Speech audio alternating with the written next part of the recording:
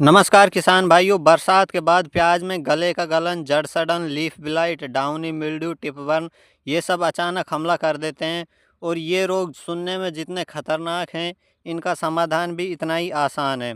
आज मैं आपको वही पूरी प्रोसेस बताने वाला हूँ, मिट्टी की तैयारी से लेकर स्प्रे तक, जिससे आपकी फसल एकदम हरी भरी और रोग मुक्त हो जाएगी। आज की इस वीडियो को मैं आपको 3 भागों के माध्यम से समझाने वाला हूँ।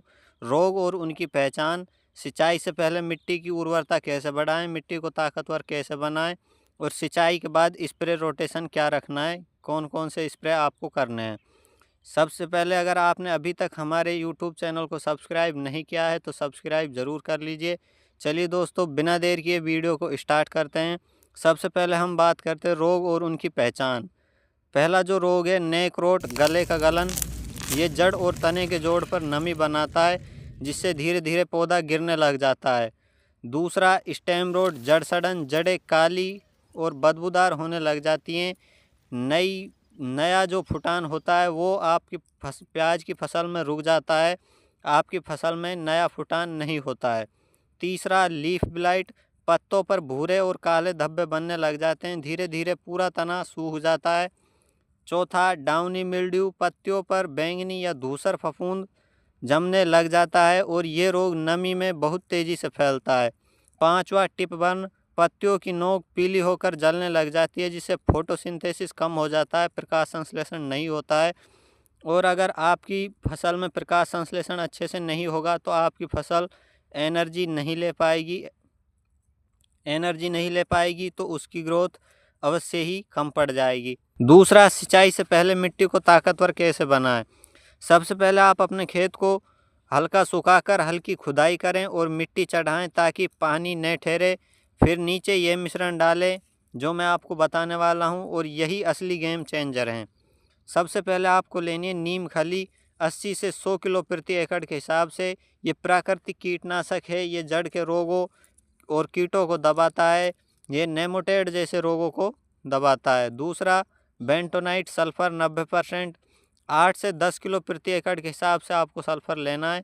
सल्फर बल्ब का स्वाद और रंग सुधारता है, मिट्टी का पीएच संतुलित रखता है। सल्फर मिट्टी में डालते ही मिट्टी का माहौल अम्लीय हो जाता है, जिससे रोग प्रतिरोधक क्षमता बढ़ जाती है। तीसरा है जिंक सल्फेट 21%, 5 किलो प्रति एकड़ के हिसाब से आपको जिंक सल्फेट लेनी है। जिंक सल्फेट आपकी खेत में हरियाली वापस लौटा देगी और बल्ब, प्याज का जो कंद होता है उसको मजबूत करेगी। चौथा है ट्राइकोडर्मा हार्जिनियम।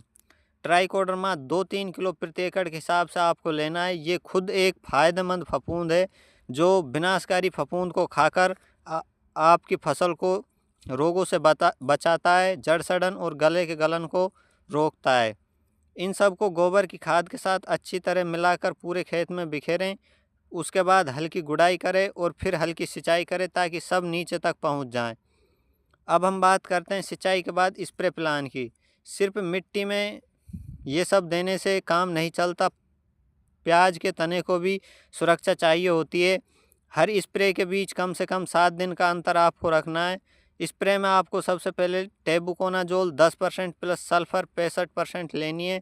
ये सिस्टमेटिक प्लस कॉन्टैक्ट है। सिस्टमेटिक हिस्सा अंदर जाकर जड़ और तने में रोग को रोकता है। सल्फर बाहर से कॉन्टैक्ट के रूप में लीफ ब्लाइट, डाउनी मिल्ड्यू को रोकता है। दूसरा, फोस्टल AI 80%, ये पौधों की नसों में जाकर डाउनी मिल्ड्यू, गले का गलन को जड़ से ख़त्म करता है और ये प्रिवेंटिव के रूप में बहुत अच्छा काम करता है। इसका बहुत अच्छा रिजल्ट देखने को मिलता है। अगर आप इसका स्प्रे अपनी फसल में रोग आने से पहले कर देते हैं तो ये पौधे को रोग प्रतिरोधक बना देता है, उसकी रोग प्रतिरोधक क्षमता बढ़ा देता है, जिससे आपकी फसल में कोई रोग आता है तो ये उसको पहले ही रोक देता है।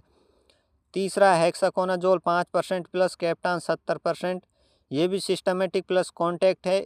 इसका आप ड्रेंचिंग भी कर सकते हैं अगर आपके पास ड्रेंचिंग का जो सिस्टम है तो, वरना आप इसका स्प्रे कर सकते हैं।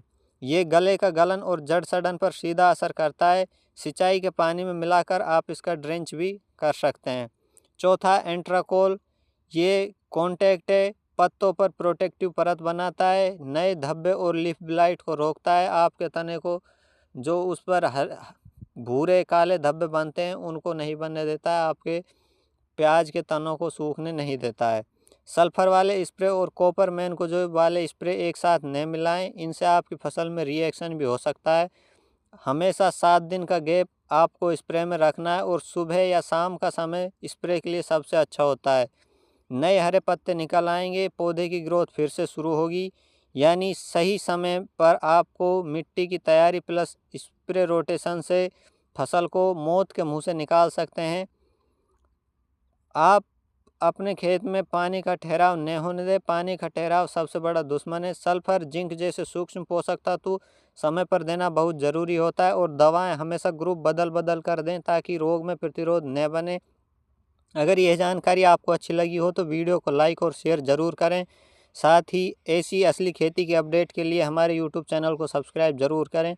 धन्यवाद।